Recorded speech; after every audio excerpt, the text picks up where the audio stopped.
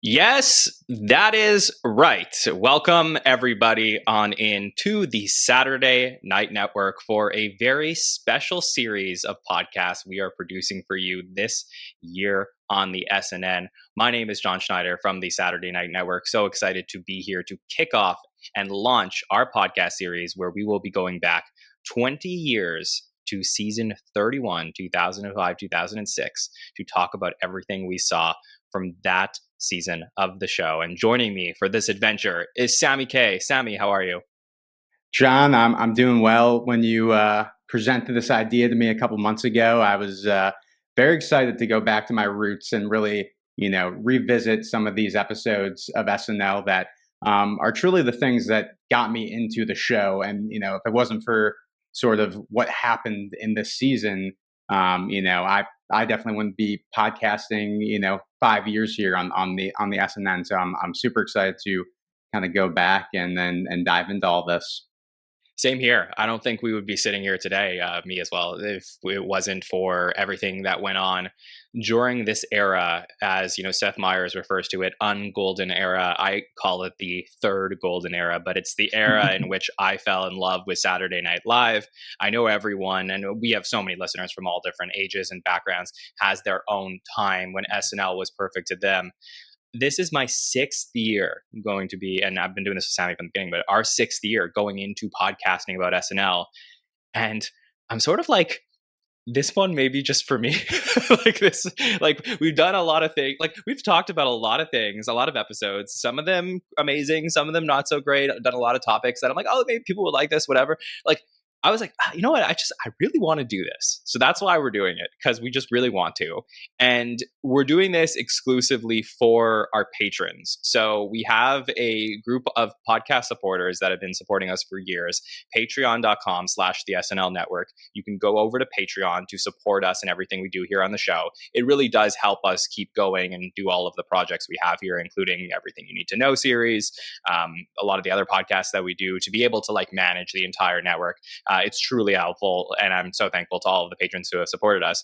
So one of the perks this season is that our patrons will have access to these special podcasts. I also think we're going to try and see if there's this new YouTube membership tier thing that YouTube installed in the last year. So we're going to see if potentially we can put these up for YouTube members only as well. But this one today that we're doing will be the only podcast of the series, at least for now, that will be available to the freebies, the ones that regularly check out our content that are not patrons. For the patrons, you guys will have access to them. And our plan is to podcast throughout season 51, 20 years later, and talk about season 31. And we're going to release those podcasts on the day that those original episodes aired. So throughout the entire season, we will have a little bit of flashbacks going on the feed. So I'm really, really excited to do this with you, Sammy. Yeah, no, it's gonna be great. 20 years is wild to think about. When this season aired, 20 years prior to that was season 15.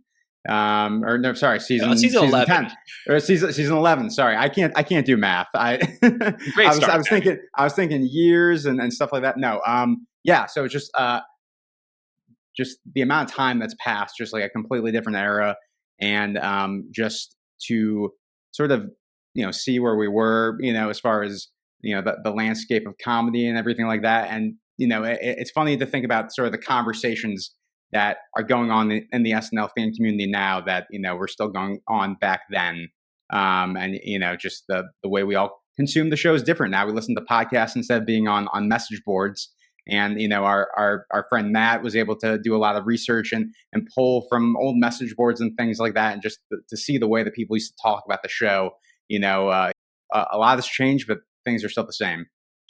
Yeah, I was going to make that point, which is that there was no SNL podcasting back in the day. So, to sort of get that connection to the show, you had to go on to message boards. I know Sean Bradley had this website that everyone, if you were a big SNL fan, you were on there, you would go on and you would trade SNL tapes on VHS, or you would go to the message boards and you would talk about what was happening in SNL. And that's sort of where the superfans congregated 20 years ago.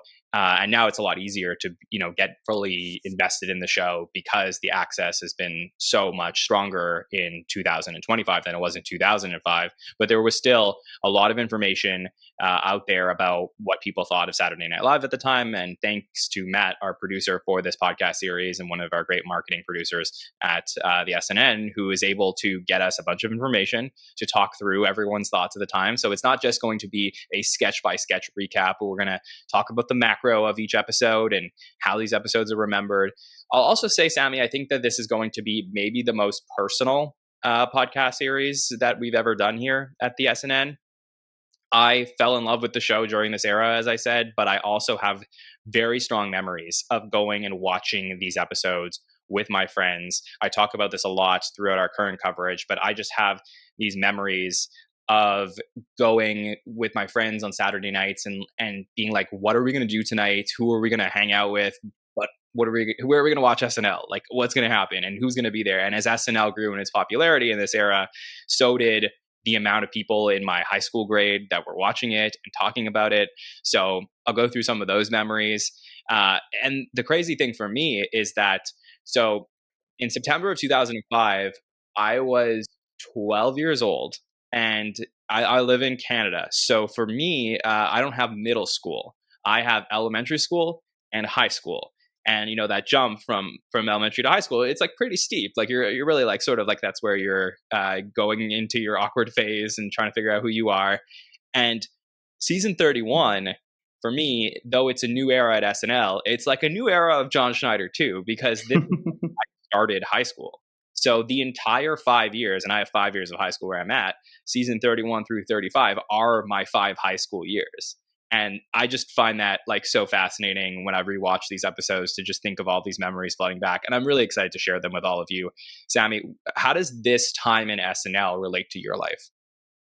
Yeah, I mean, it's just like Lauren says, it's the cast that you sort of grew up with in high school is your cast. But for me, like you kind of alluded to earlier, I think I'm 2 years younger than you. So September 2005.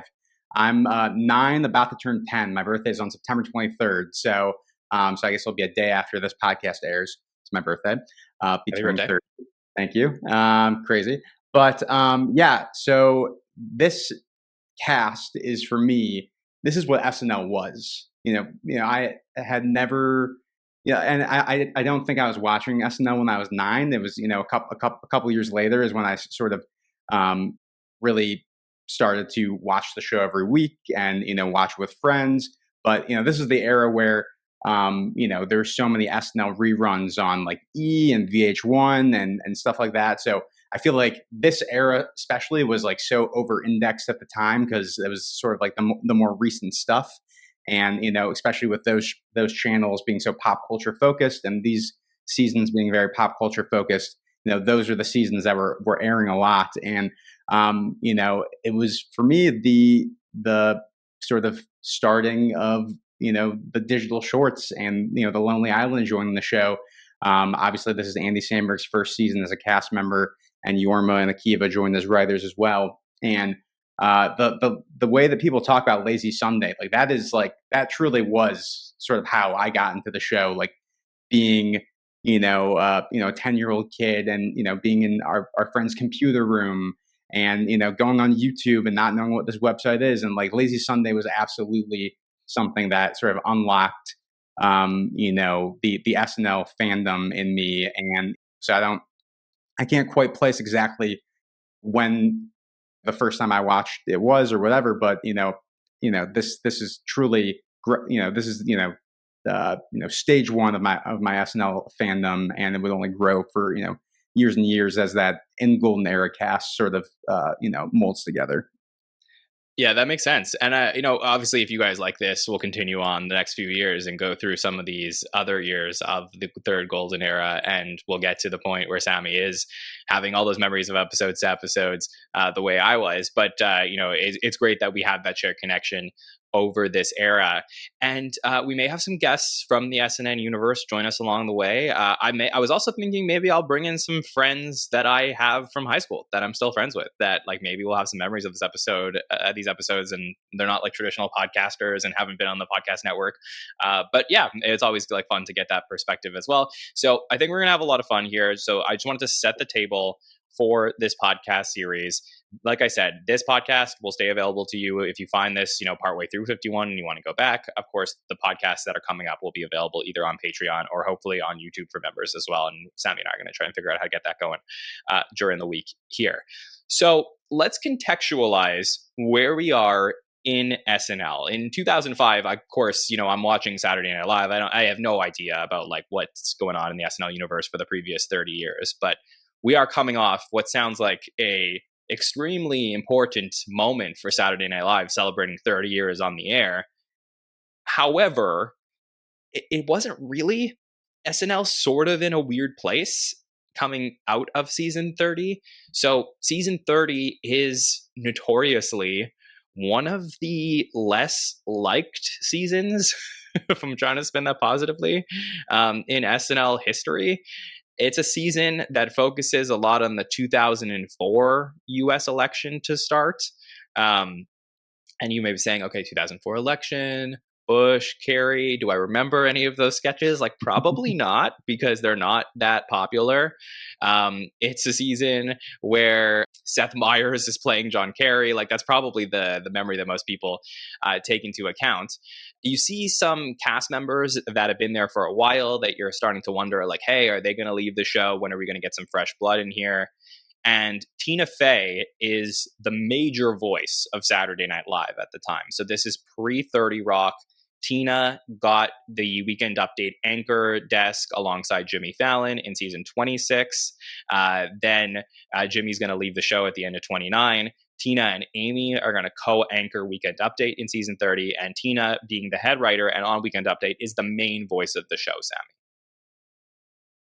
Yeah, and I mean, you go back to the presidential election. Obviously, when you think of SNL, it's like, oh, the election years, like that's when you have like so much meat on the bone and things to parody, and you would think there's sort of a lot of material there, and those would be seasons that you would look at as like a highlight of the show. I mean, you can certainly say that about other election years in the past, but I think in preparation for this podcast, I've over the last couple of months have been going back and catching up to get us to season 31 to refresh my memory on all the history and the context. And the season 30 political sketches just have absolutely no juice. There's nothing there, and I think I guess you can maybe say John Kerry as a political figure, not necessarily the most interesting person to put in a comedy sketch, or you can maybe say that they didn't have a great take on it. But yeah, they sort of maybe didn't meet the moment there, and I think that sort of you can sort of take a look back at the season as a whole and sort of see that as a through line of sort of not necessarily meeting the moment of where we were at that time and being able to really mine great comedy from it. Yeah, and they're coming, off the previous election cycle, the 2001, which had some of the greatest debates in SNL history written for them. And then you're getting like Will Forte opposite of Seth Meyers, and it feels like it's going to be like amazing stuff, but it doesn't necessarily hit in the way that I think that they wanted it to. So that sort of dulls it a little bit. Like I said, Tina is the head writer. She's now working alongside Amy on Update, and the sketches are very heavily pop culture at the time. Again, we're in the early 2000s. Everyone's talking about Lindsay Lohan and Hilary Duff and Avril Lavigne, and like a lot of the sketches that you're going to get or things that are going to happen in the monologues like happen to do with like or Paris Hilton, like the topics of the week, the major celebrities, like making fun of them. And I've always like again, like I was that age, so for me, like I thought these things were cool, but I think that they work best in smaller doses. And I think they just go very heavy into it in this season. We're also going to see like Lindsay Lohan's going to host the season finale of season 30, and infamously had some like rehab issues or drug issues at the time, and the cast is like going to encourage her to go to rehab, I think, at the end of the season. So like just the show isn't fully clicking in the way that they want it to.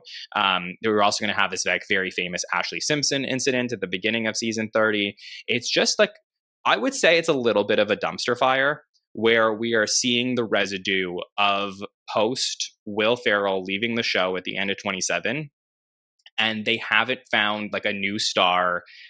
People like are excited about certain things, but they never fully like reach the pinnacle of that they did closer to the millennium. And overall, I think the vibes are like not so great coming out of season 30. Yeah, and not to mention, Jimmy Fallon leaves, at the end of season 29 as well, and somebody who um, you can really feel is missing this season, or somebody like that to sort of tie everything together. And I do feel like, that is why when season 31 starts and we, obviously Sudeikis joins the cast towards the end of season 30, and we have this new crop of featured players with Bill Hader and Andy Samberg. There were missing pieces. Like I would say, for the most part, the cast from 30 to 31, stays along, stays on the cast besides Rob Riggle. So there are pieces in the season 30 cast of people who are on their own funny on the show, but there was just sort of an alchemy or a mix of cast that was missing, that once we get to 31, you can also say that a lot of that has to do with some of the writing as well, but I really think it's that cast that sort of comes together finally that sort of forms this new era. I would agree. So we mentioned that we had some of the materials that were happening at the time. So I'll put up on screen for those who are watching us on video a news article, which is of NBC President Jeff Zucker at the time. And this article says, in fourth place, NBC has no place to go but up, but will it? And this is just an example of like what was happening in TV at the time. Again, we're like very in the early 2000s. So like a lot of the talk is like what's happening on reality TV over at CBS. Shows like Survivor have like really like picked up the ratings for CBS, and you're going to see a lot in the 2000s, like on SNL, they're going to reference what's happening on CBS with shows like Survivor. On Fox, like American Idol has taken over there, so like that's like a huge show. And NBC, like a lot of the traditional like great comedies that existed on NBC, Seinfeld, Friends, like Friends is just ending. Like a lot of the things that you would go to NBC for are no longer there. So like they really need something to make a push here in 2005. I guess, Friends ended in 2004. Like it was like, it was one of those things where like they were losing properties that they really needed to make the show go. And I think one of the big things about Saturday Night Live that's really important to mention as we go into season 31 is that when we see the show, and we'll talk about this in the premiere next week, but it's the first episode of Saturday Night Live that will be filmed and displayed in high definition. So it is a major game-changing look difference when you watch and you see the sketches more detailed. Like it is crazy now to go and watch season 30 and transition into 31, because you're going to see a lot of different looks and angles that you wouldn't necessarily have seen prior. And I think that does really help visually for people to get on board with season 31. And, so that, again, that's just to contextualize at a time and place where we were. So, Sammy, you mentioned that some of the new cast members we're going to have here. So let me bring up a press release that, of course, imagine yourself waiting all summer to see, okay, season 30 was supposed to be a celebratory season, didn't really get it. What's going to happen in 31? Let's talk about what the official press release said once we got the first new information for season 31. So let's see, press announcement. There you go. Okay, Saturday Night Live roars out of the gate as it continues its extraordinary run. Its 31st season on October 1st. The show also makes its debut in high definition. The season premiere will be hosted by skyrocketing comedy star Steve Carell, hot on the heels of his sleeper blockbuster comedy, The 40-Year-Old Virgin, and the return of his critically acclaimed NBC television series, The Office. So again, that's a big thing, right? The Office is starting. You start to think about some of those mid 2000s comedies that are going to be very big.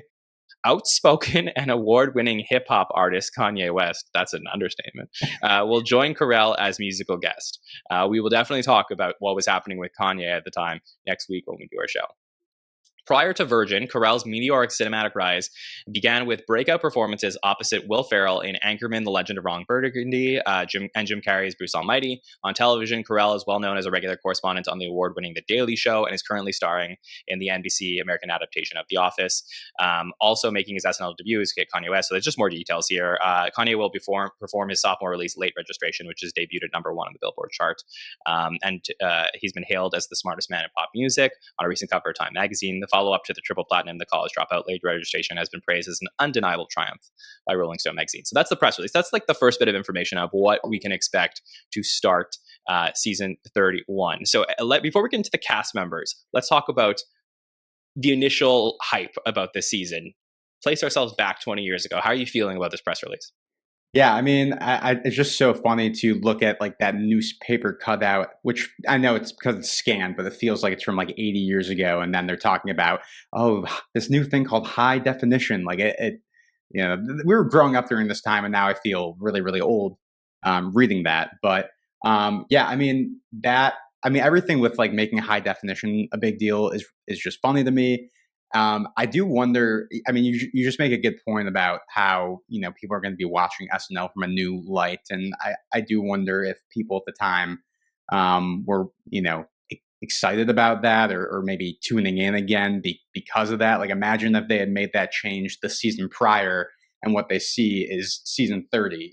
Like it like the way that the timing lined up for that really was in their favor. And then as far as that lineup, I mean, again. 2005 was a different time, but that is a absolutely stellar lineup. Steve Carell. I mean, I remember even as a 10-year-old, like the 40-Year-Old Virgin, and obviously Anchorman had come out a couple of years ago. Was when you're first starting to watch rated R movies, as a kid, like those coming out at that time were just like the funniest things in the world. So to have Steve Carell host is such a big deal.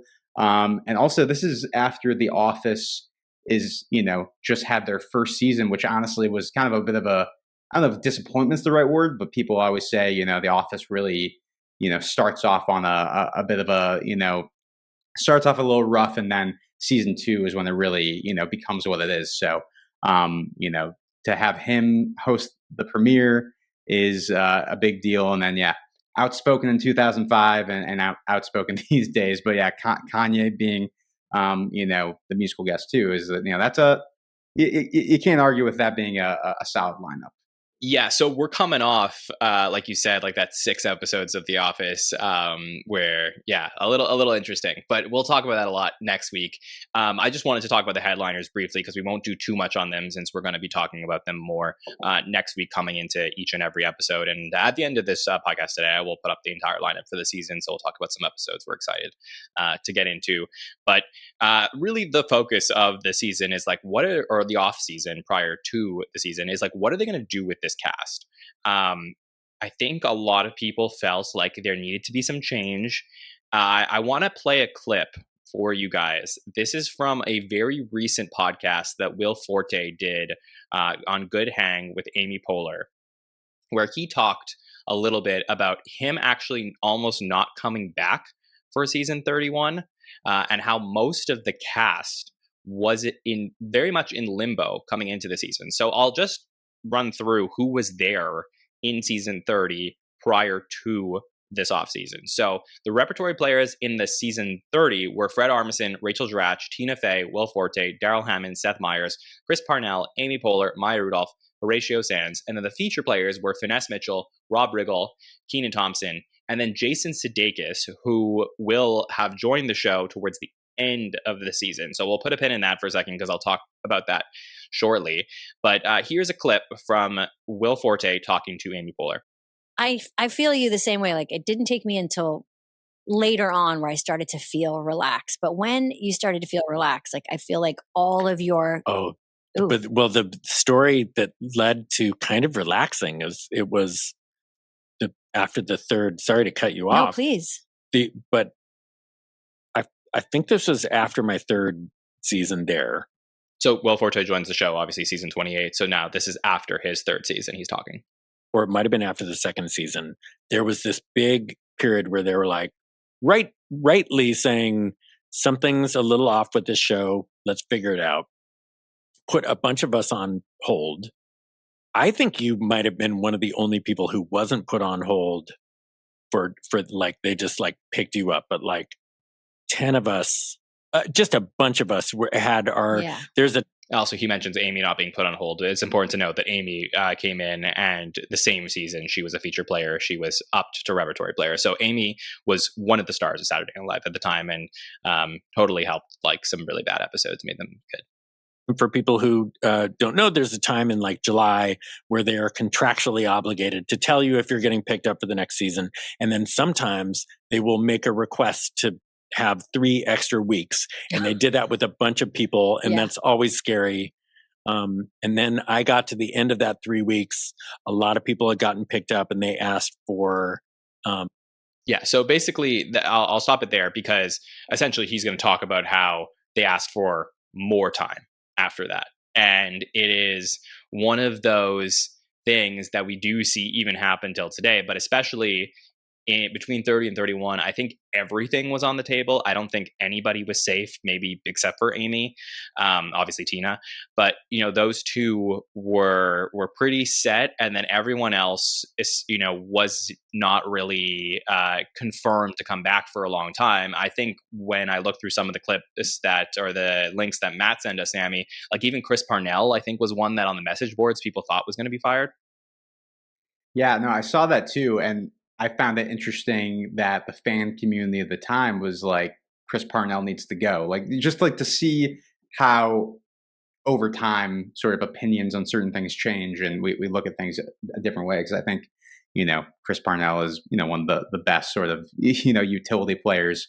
But yeah, I mean, it is kind of crazy in hindsight that the only person that was let go, with, after sort of all this discussion and sort of behind the scenes turmoil was Rob Riggle, who, joins the show for a season and then is not asked to come back. But I think maybe, I don't know why, they sort of decided to go sort of in this direction of, okay, we're going to keep, for the most part, everybody on, but we'll bring in new people, which honestly kind of feels like sort of what the show's MO is now, instead of doing these sort of big cast turnovers, which obviously, after 31, we do have a bit of that, but that's more of a budgetary reason.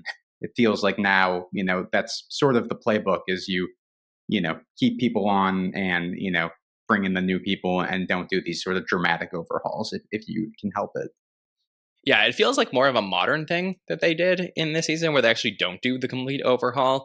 So Rob Riggle was a guy, you may have seen him, like he does a lot of stuff most recently with like Fox NFL Sunday, and like he's been in obviously a ton of movies. And, from The Hangover, Step Brothers, Yeah, I think he did a show called Holy Moly on ABC recently. But yeah, you've seen him around. He's made a pretty good career for himself. At the time he was hired, he was like an improv comic from UCB, and he also was a Marine. So it was like a very unique thing for Saturday Night Live. And I think he had like some moments in season 30, but he doesn't fully click. And then we get to the Tom Brady episode in April of 2005. That's the 17th episode. And in that episode, there's a very famous moment, which we won't be revisiting here in full, but we'll talk about now, where Jason Sudeikis, who had been writing at the show since the start of 29, had written this behind the music Super Bowl shuffle sketch with some of the other Chicago writers at the time. And he wrote himself in the sketch, I think, by he was like dancing on home base, and they wanted to like include that in. And Jason will tell the story better than I will. You can look that up. But basically, he was dancing, and everyone was like infatuated with Sudeikis' dancing. And then they're like, "This is really good." And then all of a sudden, like in the break between April and May, Lauren calls up Jason and says, like, we'd like to add you to the cast, which is a huge win for Saturday Night Live. Like, obviously going to go on to become one of the all-time great cast members, but at the time, sort of like they almost were like getting rid of Rob Riggle, and like they hired his replacement while they were both together towards the end of season 30. So it is like a weird thing that's going on there. Yeah, and I'm pretty sure they're both from like Kansas City as well. So there's sort of like interesting parallels there. But yeah, I mean, such a and there are some other times leading up to him becoming on the cast where like in that era you'd see Paul Pell a lot and JB Smoove and stuff like that, and you'd see Sudeikis a couple times. But yeah, definitely a win to bring Sudeikis over to be on the cast, because that is definitely the sort of energy that, or like that sort of archetype that this cast has been missing over these past couple seasons leading up to 31.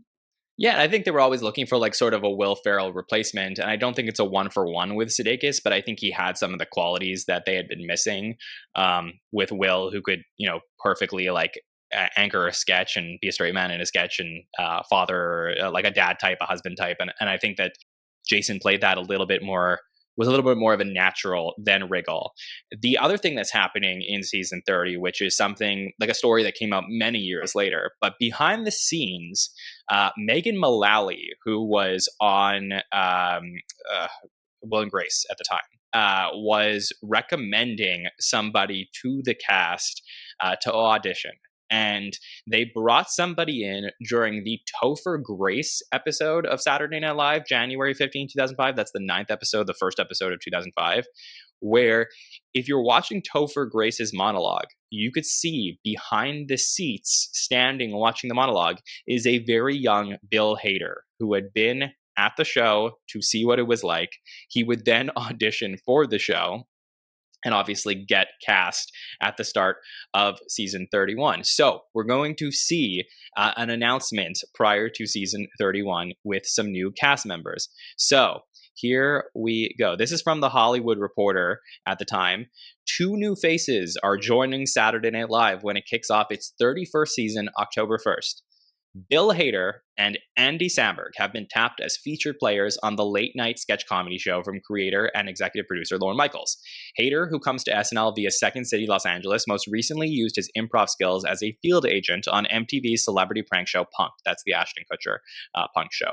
And then Samberg was one of 3 writer-performer filmmakers known as The Lonely Island, whose short films were showcased on channel101.com. So, obviously 2 huge names who joined the cast here. What do you think, Sammy? What do I think? I think you can argue if you lump in Sudeikis and obviously Kristen Wiig will join later, like some of the best crop of featured players to ever join the show, and clearly them joining is a big reason why this season works so well. And to see, I know Andy Samberg as well as the rest of the Lonely Island, their origin, they were writing for the MTV Movie Awards at the time that Jimmy Fallon was hosting, so there's additional SNL connections there. So yeah, just really great additions here. And obviously we'll see Bill Hader do impressions and things like that early on, but we'll get to the digital shorts as well, which is such a huge through line throughout the season. Yeah, and there's also some very famous stories of Andy Samberg and Bill Hader talking about them auditioning together at the time, and how Andy Andy brought in some props or something like that, and then Bill Hader saw Bill Hader in the elevator and was like, "Where are your props?" And he's like, "I don't need any," or something. And he was just like, and how they found out that they got cast, but naturally, joining Sudeikis, and then down the road, eventually we will talk about the addition of Kristen Wiig to the cast, become probably the most prolific new rookie cast since season 12, I would say.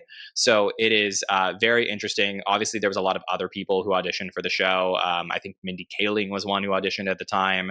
Mike O'Brien famously auditioned. Yorma and Akiva, part of the Lonely Island, also auditioned to be cast members. They would be writers, and they all agreed that they would join the show together, and they were okay with Andy becoming a part of the cast. If we go to one of the message boards at the time, this is what was written in one of the message boards.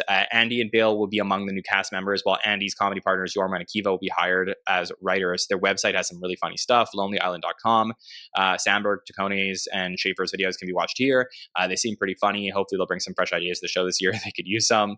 Not too much info about Bill Hader yet, except he's known in the LA comedy clubs for short comedy films, and that he's a friend of Fred Armisen. So obviously Hader and Armisen's friendship is one that is well documented throughout the years. Several sites have confirmed this, channel101.com. What do you know? I never heard of Channel 101. Yeah, I I believe Dan Harmon was involved in that. It was I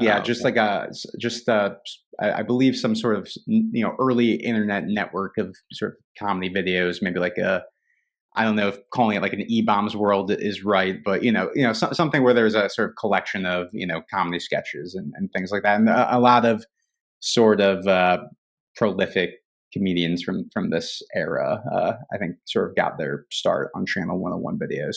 Got it. You could submit short films in the format of a pilot of under 5 minutes. Yeah, I actually never knew that Fred and Bill knew each other prior to Bill joined the cast. I always assumed they met on the show. I don't know that I heard much about that either, but yeah, again, the message boards at the time, and there's a lot of like archived access to those message boards full of interesting data throughout the years. So, okay, so those are the two additions to the cast. There's another big topic that is going to be surrounding the show at this time, which is that both Tina Fey and Maya Rudolph are pregnant going into season 31. So because of that, the show is trying to figure out what it's going to do. They don't hire any new women at the start of the season. We will eventually get to Kristen Wiig, but that is something that I think all of the press is asking Lorne Michaels what is going to be happening here, especially because Tina is one of the head writers. They also she hosts Weekend Update, so who's going to host alongside her? So we will talk about that next week, what we will see. So a couple of things. One is that we see that Seth Meyers is added as a writing supervisor behind the scenes. So the groundwork is like starting to be laid a little bit of like, okay, Seth is going to be more involved with the show. He's definitely going to reach an impasse between 31 and 32 of like, will he make it there even more? But from the writer's room perspective, Seth is working a lot with Harper Steele in at least at the start of the season to get things going without Tina being there. I think Tina's probably still mailing in a couple things, but Tina will be absent to start the season. Maya, they're still not sure about. So we'll talk about when Maya ends up being absent for the start or for part of season 31. So let's go to an interview with Lorne Michaels where we will go through what he says about this particular situation, and I'll get your thoughts, Sammy. So this is a couple days before Saturday Night Live returns this weekend, kicking off its 31st season on NBC. But the show will be back minus one of its key players, Tina Fey, writer and Weekend Update co-anchor. Fey, 35, gave birth to baby Alice on September 10th. Fey's husband, Jeff Richmond, is a composer for SNL. Creator and executive producer Lorne Michaels says Fey's absence is open-ended. She knows that she should come back when she feels up to it. I don't have any idea when that will be. It could be weeks and weeks, or it could be months and months, he says. I just hope it's not years and years. So, who will do the Weekend Update news sketch, which last season, after Jimmy Fallon left, was co-anchored by Fey and Amy Poehler? Amy and someone, Michael says. I don't know who. He's also not sure about another key player, Maya Rudolph, 33, who is 7 months pregnant. Lorne says he met with the comedian last week in LA and is waiting to hear her doctor's approval to travel to New York for the SNL premiere. All I want is the audience to sort of get a glimpse of her so that everybody understands why when she disappears. She's such an, which is a very interesting quote. She's such an essential part of the show that I can't imagine her not being there and Tina not being there. I'm just in denial about all of it. After 30 years, Michaels doesn't seem too worried, but that blasé-sounding attitude doesn't mean he's bored. I sort of feel that having completed the 30th season, that it's a new beginning. I'm just setting out to do shows with people that I think are really funny, and we could sort of be reinvention is too strong a word. I think we're at the end of one cycle. Now there's a lot of energy of the show. I'm hoping it'll spill onto the air. And then they talk about the new cast members, and Michael says he expects Bill and Andy to make their mark quickly. That's a big thing, Sammy, that we don't have Tina to start the season. We don't know when Maya is going to be leaving and coming back. The only other women in the cast are Rachel Dratch and Amy Poehler. So very male heavy. Yeah, I just loved reading that interview, prior to recording today, because it was just again, like, things don't change with Lorne. It really does feel Never. like that is like, the way he was talking about this season 51 with, there'll be a cast shakeup and things like that. So I found that to be funny. Who will replace Ego? Nobody knows. Right. No, nobody knows. It's really amazing to think about going into that first episode not knowing who is going to host Weekend Update with Amy Poehler, which it ultimately ends up being Horatio, which I feel like if you're making a sort of bingo board of who's going to co-host Weekend Update, I don't think he would have been one of the top names. It is interesting that they didn't just have Amy do it by herself, which obviously once Amy leaves, Seth does it by himself. But she had only been doing it for I guess a season at that point, so maybe that's the reason. But yeah, certainly interesting to sort of go into a season with without your head writer or one of your head writers, and Weekend Update anchors, and then one of the only female players in the cast. Something that you would think would happen more throughout the show's history. Women having to go on maternity leave. But I feel like a lot of times it's some of these going on maternity leave and then they don't come back to the show, like when Maya leaves during the writer's strike and Amy Amy in 2008. But very, very fascinating stuff. I actually believe, and please, somebody in the comments or chat, correct me if I'm wrong, but I believe this is the first time in the history of the show to this point that SNL actually deals with maternity leave. I don't think that there's any cast members prior. I believe Anna Gasteyer was pregnant towards the end of her last season. Yeah, and I think if you watch that last episode, they obviously do a ton of goodbye to Will Ferrell. And I think at the time it was sort of not entirely sure whether or not she would be back, which she ultimately decides to not return. So I think that's sort of the closest parallel, I would say. Correct. But yes. Certainly a real maternity leave of being on the cast and sort of coming back to the show. I think this has got to be the first.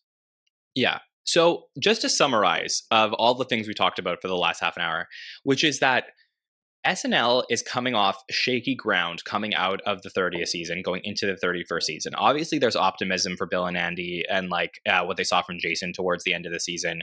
But you don't really know what these new cast members will do, how it's going to go. And a lot of the people that I think were there for so long, I think people were starting to feel like, okay, maybe, we need to shake up, but we could get more out of them. But he decides to hold and keep most of the things in place and hope that the show is going to improve. Hard to imagine how it's going to do that without having their head writer around for the first bit of the season, but things will hopefully come together, at least at the time. They're just hoping so. And there is excitement about the show, being in HD and all of that. So a lot of question marks, I would say, coming into the start of the season, despite the major headliners that they're bringing on for the premiere. So I would say that season 31, they're still figuring it out. And we'll talk about when we start to see it come together eventually. But it's still a work in progress. We're not just jumping into season 31 and seeing a fully formed golden era. It really will take its time. So to finish up our discussion, Sammy, about previewing season 31, I want to bring up the entire cast that we have here. So here are the 15 players that we have for the start of the season. And thanks to Joel from SNL Archives for having this handy graphic together with us. So I'll read them out in order of seniority, and I want you to tell me one or two cast members that you're excited to see from this season. I know it's been a while since you've seen these episodes, so I want to get your thoughts on which ones excite you the most. So we have Daryl Hammond, who is going to continue to be on this cast for the 11th season now. He's mostly an impressionist at this point, but he's still around. There's still remnant of that season 21 when they reinvented the show. Chris Parnell is returning to the cast for his 8th season. He did get fired partway through his career, so he's going a couple years. He's still there a couple years after Will Ferrell vouched for him to return to the show. So that's a story for another day. But parts of 8 seasons, he's been there. He joined the cast alongside Horatio Sands, who is still on the show. And Horatio, a partner with Jimmy Fallon for a long time. Jimmy no longer at the show, but Horatio is still there. Rachel Dratch joins at the beginning of a season, like a couple episodes into a season for her first one, but it's now in her 7th season at the show. Maya Rudolph joins toward the end of the season that Rachel joins, so she will be here for her part of what is going to be her 7th season. Tina Fey is there for her 6th season, not at the start, but she will be there. Amy Poehler and Seth Meyers are there for their 5th seasons, so we have them. They joined the cast together, and now they're both repertory players. We have Fred Armisen and Will Forte, who joined the cast together in season 28. They are there for their 4th season. We have Kenan Thompson and Finesse Mitchell, who are there for their 3rd seasons. And we have Jason Sudeikis, who joined towards the end of last season, and now Bill Hader, Andy Samberg, who are rookies in this cast. So, Sammy, who are you feeling excited about seeing this year? Yeah, I mean, it's hard not to just go with Bill Hader and Andy Samberg. Obviously, fresh blood. But I think for this particular answer, I'm going to go with Amy Poehler and Jason Sudeikis, because Sudeikis you sort of get a taste of towards the end of 30.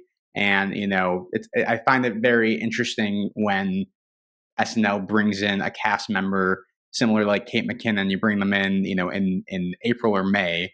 And then, you get sort of to see a little bit of what they're able to do, but, you kind of know that face going into the new season. And then Amy Poehler is the other one for me because, she's been on the show for a couple seasons, but with sort of the absence of Maya and, Tina not being there for a lot of it, a lot of the show is sort of on her shoulders. And to sort of see her be put to the test in that regard, I'm excited to sort of revisit some of those episodes to see Amy sort of at her prime. I completely agree with that. I was going to say Amy for sure, because I've long argued that I feel that she's like a top 10 cast member of all time, maybe. And part of the reason is because I think she really helps elevate some bad moments of the show in the early 2000s. And I think she's leaned on heavily in season 31, and I'm excited for her to show off to all of our patrons when they get to rewatch these episodes to see how great she is. And that I'm also so excited to revisit Fred Armisen and Will Forte's like early stuff, because when Fred first comes on in like season 28, like he's doing like a lot of like Andy Kaufman-esque things where like Man on the Street, like fun, like really different Weekend Update characters, and I think he sort of like settles into the rhythm of the show. And Forte, like, again, just pops up like every now and then. Like he has his like really big moments that I think the super fans are really excited about. But I think they start to like become more of a thing here. And it's interesting to see them blend a lot better with Bill and Andy and Jason and eventually Kristen versus what they had before, which was more like Horatio, Rob Riggle, like people from the other older era, Parnell, that it didn't always like work in a 1-for-1 scenario. I'm also, like I know the talk was that maybe like Chris Parnell should leave the show, but for me, like Parnell's always been like a fan favorite. This is going to be his final season at the show. I'm excited to see him perform in some sketches. So there's a lot of things I'm looking forward to here for 31. Let's talk about the episodes, Sammy, that we're going to be visiting this season. So we have a big lineup here of 19 episodes that we will be seeing throughout the season, and we will be releasing our podcast on the day that these episodes aired. So we talked about Steve Carell and Kanye West, which will be very fun. The following week, we have a very, very famous Napoleon Dynamite episode with John. Is it John Heder? How do you know? I always pronounce it Heater. Heater, John Heater. Okay, well we're gonna find out when we get there. So let's do. But John Heater with Ashley Simpson returning to the show 1 year after her infamous lip syncing debacle. So we'll talk about that. Then we have a 1 week break. Then we got Catherine Zeta-Jones and Franz Ferdinand. which will then go into a very 2005 show, Lance Armstrong and Sheryl Crow. That should be very fun. The next block of shows, we have a couple of November shows, Jason Lee and the Foo Fighters, and then Eva Longoria and Korn. Then we have our December shows. A lot of hype for the December shows. Dane Cook and James Blunt. So we got Dane Cook hosting for the first time. Alec Baldwin and Shakira. And then Jack Black and Neil Young, most recently voted as the greatest episode in SNL history by the fans of this podcast. So, Sammy, a lot of hype to revisit that one.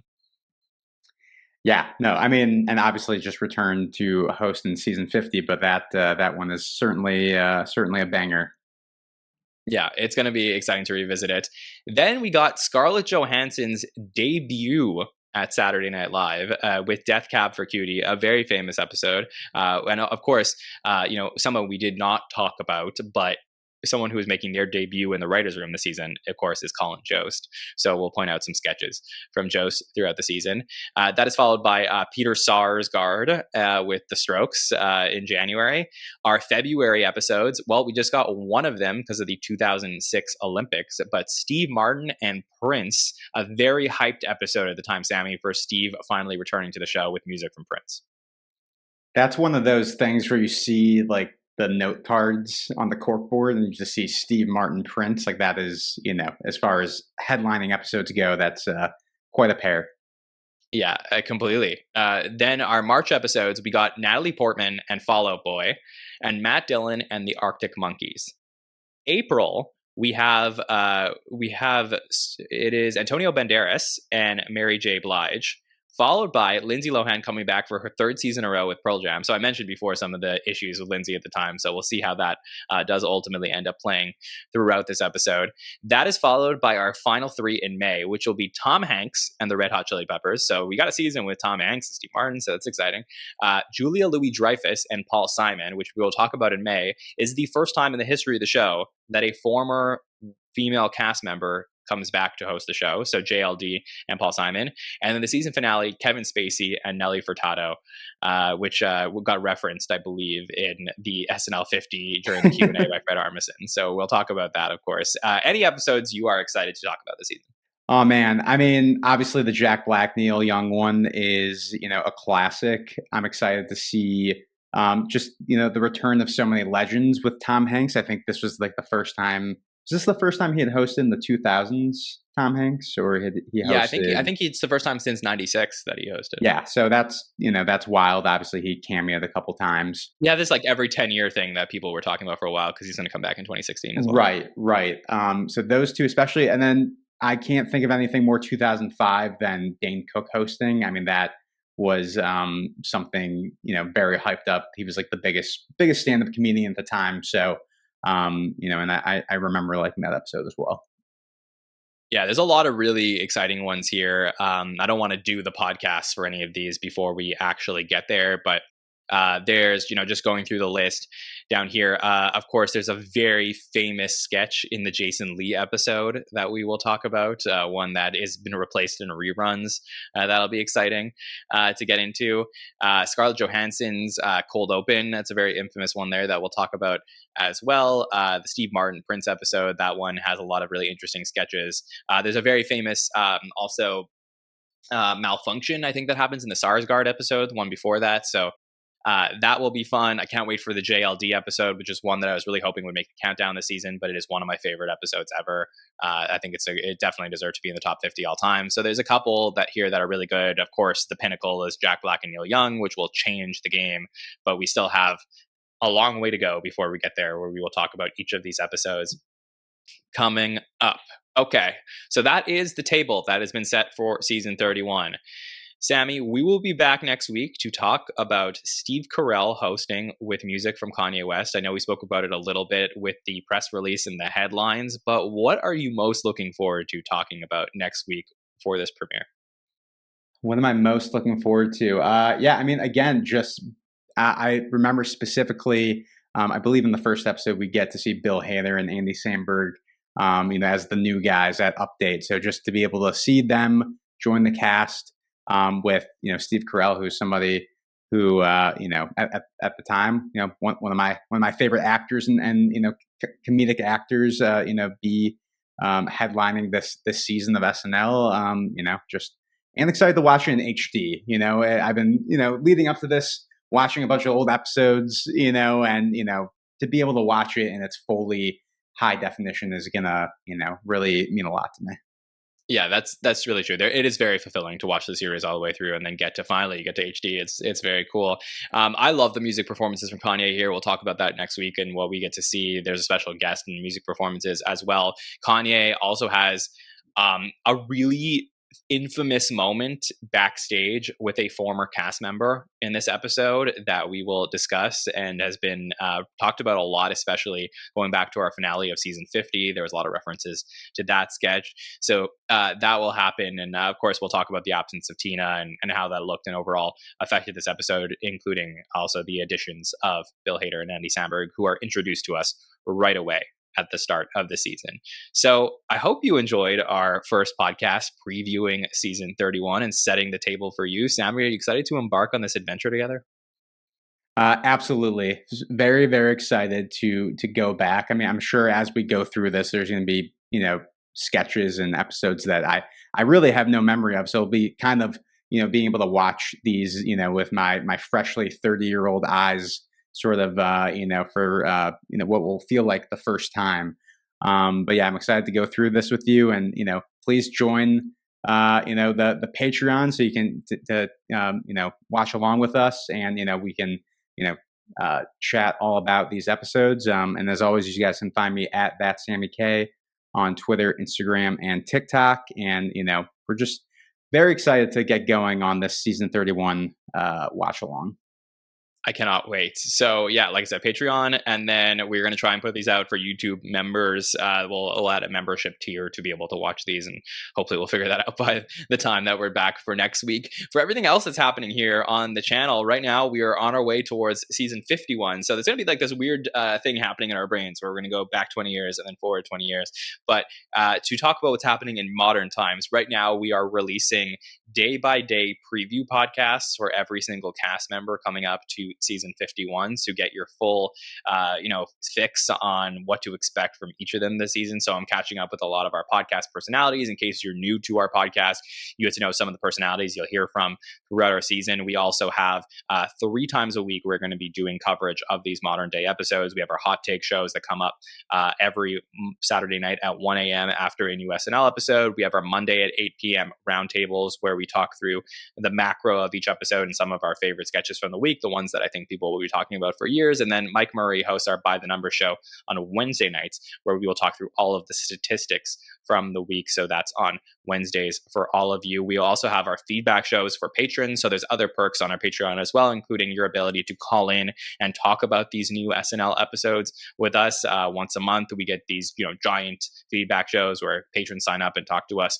They're really fun. So we recommend them if you want a podcast about Saturday Night Live and dip your toe in the pool. It's a great way to do it. So patreon.com/the SNL network for all of that. I want to know what you think and what your memories are of season 31. So if you have some of those, please put them in the YouTube comments. Sammy and I will read them. Maybe we'll read some of your comments on the show as well next time. Of course, just love to see all of that. And if you've been enjoying what we have here, you can subscribe to the podcast, YouTube, Apple Podcasts, and Spotify, and follow us at the SNL network to never miss anything we have going on here at the SNN. So that does it for our preview podcast of season 31, setting the table for the rest of the season. On behalf of Sammy K, my name is Don Schneider from the SNN, and we will see you next time, everybody. Have a good one. It's on the Saturday Night Network.